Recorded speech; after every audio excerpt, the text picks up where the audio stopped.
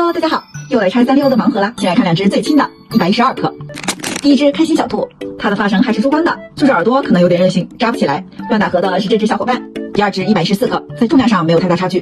酷酷小兔是我们又酷又可爱的库洛米，这也是个耳朵扎不起来的小可爱。这小伙伴的眼神有点邪恶呀。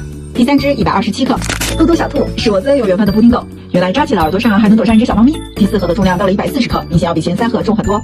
萌萌小兔 Kitty 的耳朵太短，只能用发箍装饰一下啦。它的小伙伴也带着同款珠光发箍。最后2只重量级选手非常明显，都在150克以上。甜心小兔笨嘟嘟的美乐蒂也太乖了，一手还牵着一只小伙伴。仔细一看，它的蝴蝶结还是珠光渐变的，也太美了。